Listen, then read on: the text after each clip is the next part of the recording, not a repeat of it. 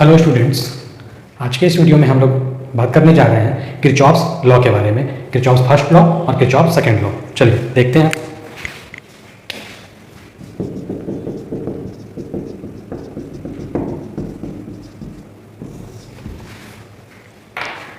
Kirchhoff's law.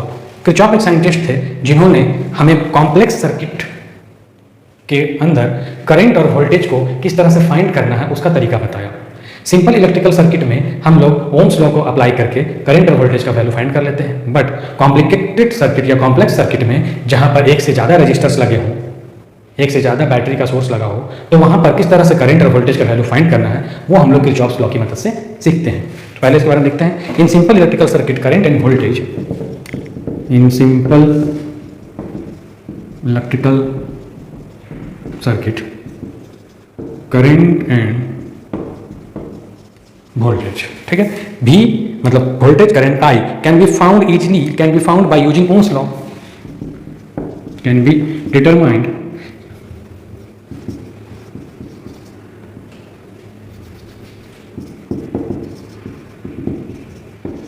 by using Ohm's law, but in a complex circuit, अभी आपको बताएं, एक ऐसा सर्किट जिसमें एक से ज़्यादा रजिस्टर्स लगे हों, एक से ज़्यादा वहाँ पर बैटरी लगा हो, उसको बोलेंगे हम लोग कॉम्प्लेक्स सर्किट, ठीक है। उस कॉम्प्लेक्स सर्किट में Kirchhoff's law are used to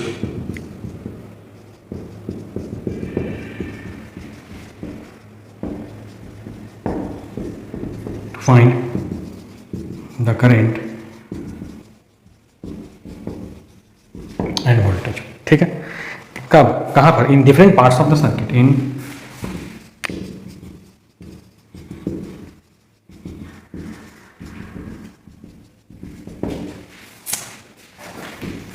ठीक है, ये हो गया। अब हम लोग देखते हैं किरचॉफ्स के दो ठो लॉ है। तो पहला law Kirchhoff first law.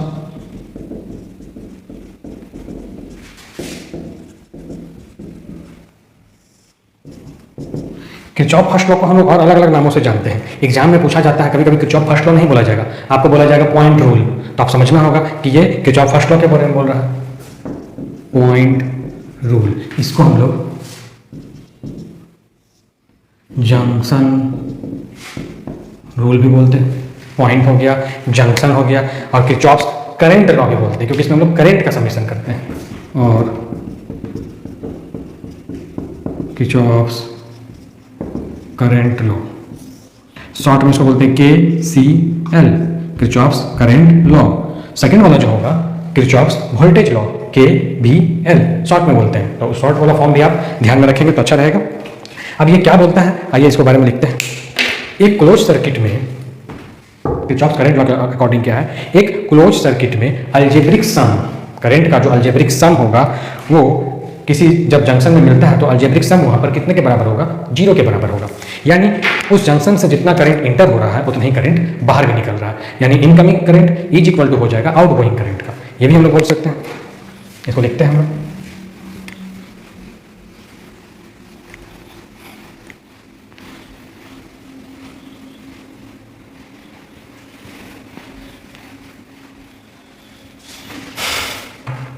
KCL states that, KCL states that, क्या बोलता है, in a closed circuit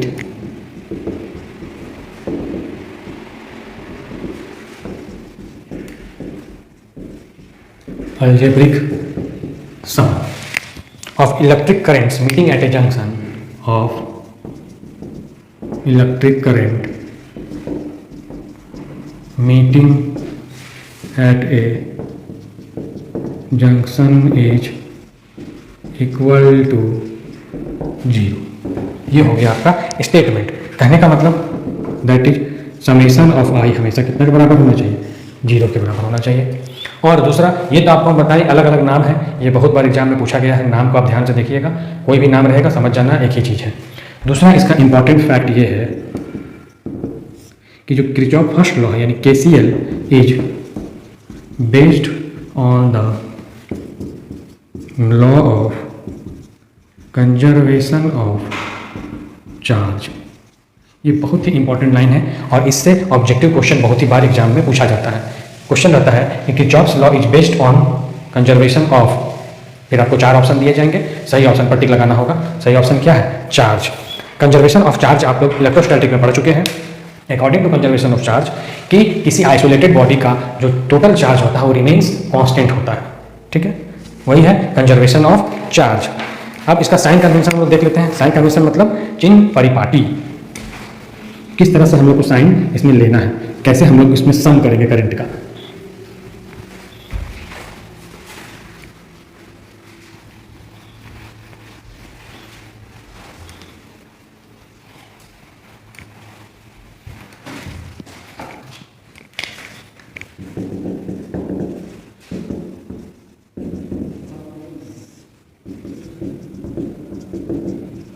electric current, junction जहां पर बहुत सारा करंट आ रहा है या करंट यहां से निकल रहा है, तो जितना भी करंट है, जितने करंट जो जंक्शन की टुवार्ड्स मूव करते हैं, जंक्शन की ओर मूव करते हैं, उनको हम लोग पॉजिटिव लेते हैं, और जितने करंट जंक्शन से बाहर निकलते हैं अवे फ्रॉम द जंक्शन, उसको हम लोग नेगेटिव में लेते हैं। ठीक है, तो लिखते हैं इलेक्ट्रिक करंट्स मूविंग टुवार्ड्स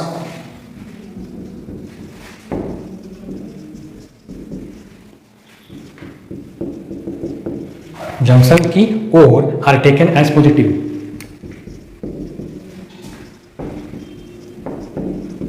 दूसरा ठीक इसी को उलट देना है। Electric current moving away from the junction are taken as negative. जो करंट अंदर आया उसको पॉजिटिव में लेना है, कंसीडर करना है, और जो करंट जंक्शन से बाहर चला गया उसको हम लोग को नेगेटिव में लेना है। यही बोल रहा है साइन कन्वेंशन। एग्जाम्पल के तौर पर देख लेते हैं। चलिए एक छोटा सा हम लोग फिगर बना लेते हैं। ये जंक्शन हो गया, ये यहाँ से करंट आएगा, एक रजिस्टर यहाँ लगा हुआ,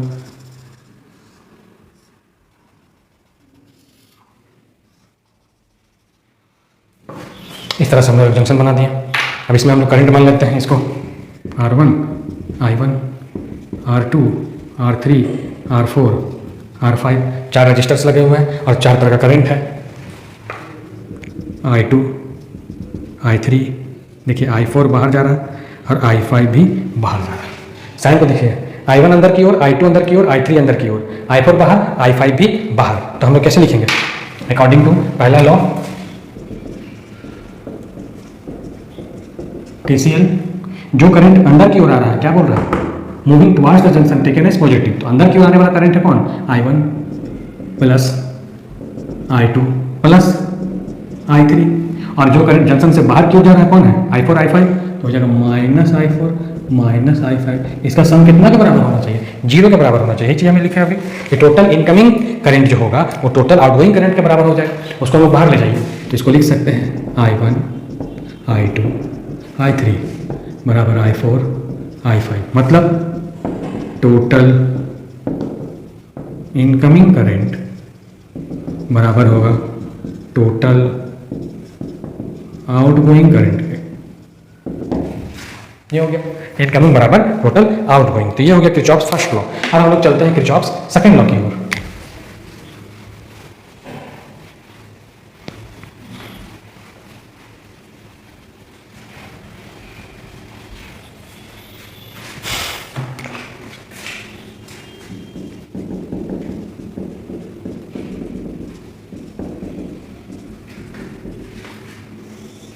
इसका दूसरा नाम किरचॉफ्स वोल्टेज लॉ, इसी को बोले KVL, और मेश रूल, मेश जाली, और इसी को हम लोग बोलते हैं, इसका एक और नाम है loop rule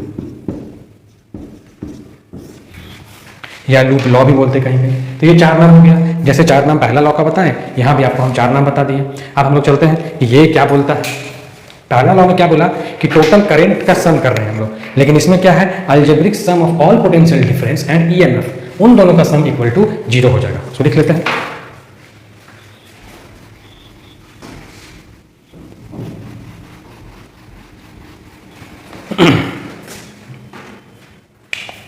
KVL in the closed circuit. The algebraic sum of all potential difference and EMF, potential difference and EMF is equal to 0 के बराबर हो जाएगा। ठीक, इसका मतलब क्या हो गया, that is summation of V plus summation of E बराबर 0 हो जाएगा। V से हो गया आपको वोल्टेज, E से हो गया EMF। अब इसका भी साइन कन्वेंशन चलेगा कि इसमें हम लोग किस तरह से जोड़ेंगे और किस तरह से घटाएंगे। ठीक, लेकिन एक चीज़ और है, हम इसमें चीज छूट रहा है साइन कन्वेंशन के पहले। नोट, जिस तरह से हम आपको बताएं कि किरचॉफ फर्स्ट लॉ आधारित है law of conservation of charge पर, उसी तरह से ये भी देखिए। नोट, किरचॉफ्स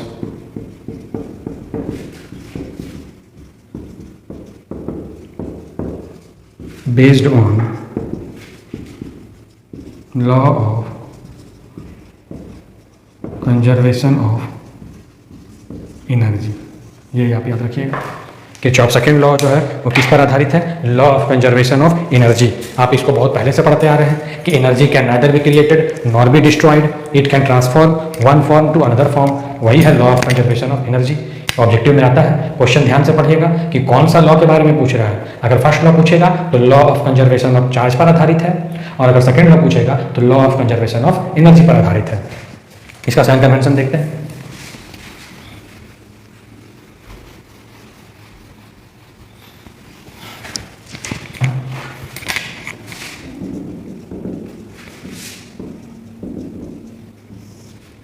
पहला,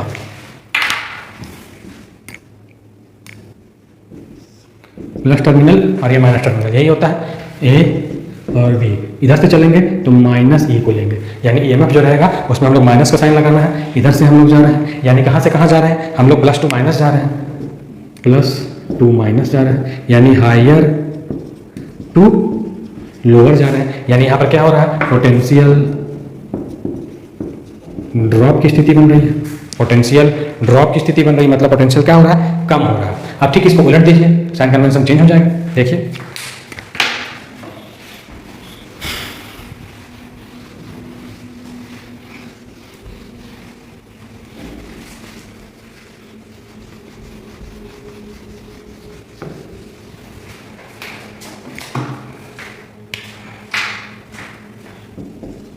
यही रहेगा, बैटरी इसी तरह से रहेगा, प्लस माइनस ए से बी। ई को लेना है हम लोग को किस में, पॉजिटिव में। कब, अभी हम लोग पहले इधर से इधर जा रहे थे, प्लस से माइनस जा रहे थे, अब लोग उल्टा चलेंगे ऐसे, यानी प्लस से माइनस के जगह क्या हो जाएगा, माइनस टू प्लस हो जाएगा। यानी अब हम लोग किधर से जा रहे हैं, लोअर से हायर जा रहे हैं, लोअर टू हायर। तो लो से हाई जा रहे हैं तो पोटेंशियल क्या होगा, बढ़ेगा, पोटेंशियल इंक्रीज करेगा, उसको बोलते हैं हम लोग पोटेंशियल राइज।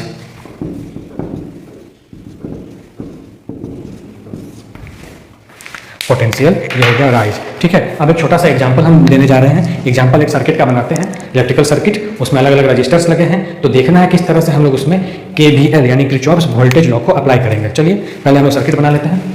ये समझ में आ गया,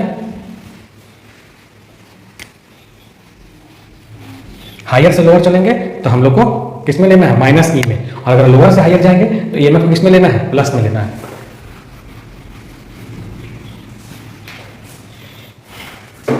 चलिए एग्जाम्पल देख लेते हैं।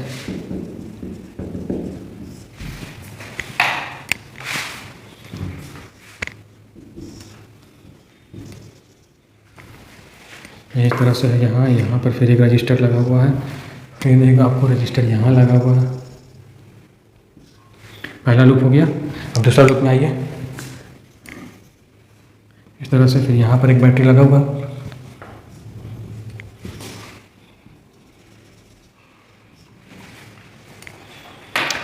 देखिए current plus minus plus minus, जो दिया उसको लिखते हैं R1 है, इधर है R2 R3, ये हो गया R2 R3 R4 R5। हमें ऐसे चलना है लूप में इस तरह से। ये कौन सा डायरेक्शन है, ये हो गया आपको क्लॉकवाइज डायरेक्शन। ये हो गया पहला EMF E1, दूसरा EMF E2। ठीक, अब इसमें हम लोग करंट को शो करते हैं। यहाँ से I1 जा रहा है तो यहाँ भी I1 ही होगा।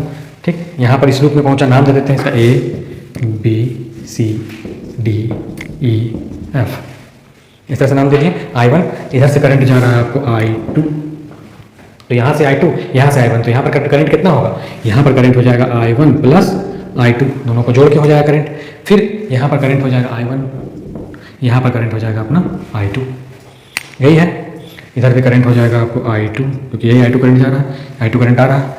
करंट का दिशा हम आपको बहुत बार बताए हैं, हमेशा पॉजिटिव से नेगेटिव टर्मिनल की ओर लेना है। देखिए पॉजिटिव से नेगेटिव टर्मिनल है, यहाँ देखिए पॉजिटिव से करंट बढ़ के नेगेटिव टर्मिनल में आ रहा है। अब हम लोग को किरचॉफ्स लॉ अप्लाई करना है। फिगर को देखते हुए इसका कुछ रूल है, समझ लीजिए ध्यान से। हम जिधर से चल रहे हैं और करंट भी उसी दिशा में आ रहा है तो हम लोग उसको माइनस में लेते हैं, और हम जिधर चल रहे हैं करंट हमारे अपोजिट दिशा में आ रहा है तो हम लोग उसको प्लस ले लेते हैं। ठीक है, देखिए ध्यान से, एक इस लूप के लिए, एक इस लूप के लिए, दोनों के अलग अलग निकालेंगे। तो now applying KVL in loop, पहला का नाम लिख लीजिए, किसी में भी आप अप्लाई कर सकते हैं। पहले BCD में, BCDE इसमें अप्लाई कर रहे हैं। देखिए ध्यान से, हम लोग B से शुरू करने जा रहे हैं। इधर से हम जिधर चल रहे हैं करंट हमारे अपोजिट आ रहा है तो हम लोग को उसको प्लस में लेना है। हम जिधर से चल रहे हैं और करंट हमारे अपोजिट में आ रहा है तो उसको प्लस में लेंगे, और हम जिधर जा रहे हैं करंट भी उधर जा रहा है तो हम लोग उसको माइनस में ले लेंगे। तो देखिए हम इधर से चलना शुरू किए, हम लोग को ऐसे चलना है तो हम लोग ऐसे चल रहे हैं। हम इधर चलना शुरू किए तो पहले से करंट कितना, I1, रेजिस्टेंस इसका I1, वोल्टेज को जोड़ दें। देखिए फॉर्मूला याद रखिएगा, V बराबर क्या होता है IR, तो ये वोल्टेज को हम लोग इसके टर्म में जोड़ दें, करंट और रेजिस्टेंस के टर्म में। IR मिलकर क्या बनेगा, यहाँ का वोल्टेज, वही हम लोग जोड़ दें। फिर आगे बढ़िए, तो फिर हम इधर जा रहे हैं, करंट हमारे अपोजिट दिशा में आ रहा है तो फिर हम लोग क्या करेंगे, हम लोग उसको प्लस में लेंगे। अब इसको छोड़ दिए, ये आया। अभी हम बताएं आपको, हम लोग इधर से प्लस से माइनस की ओर जा रहे हैं तो अभी हम लोग क्या करते हैं, माइनस ही लिखते हैं, क्योंकि हम हायर से लोअर की ओर जा रहे हैं। देखिए इधर से इधर जा रहे हैं तो क्या हो जाएगा, -E1। आगे बढ़िए, हम लोग को ऐसे जाना है, करंट हमारे अपोजिट आ रहा है तो उसको हम लोग प्लस में लेंगे, प्लस I1, ये क्या है R3। फिर आगे बढ़े, ऐसे जा रहे हैं हम लोग, इधर जाना है हम लोग को, करंट हमारा अपोजिट आ रहा है, फिर उसको प्लस में लेंगे। करंट कितना, I1 I2 इंटू वोल्टेज, ये R2 हो जाएगा resistance, plus I1 I2 into R2। ये कंप्लीट हो गया। समेशन कितना होना चाहिए, समेशन इसका होना चाहिए 0। ये हो गया पहला लूप के लिए। अब हम लोग दूसरा लूप के लिए अप्लाई करेंगे। Again applying KVL in the loop, नीचे वाला loop A B E F।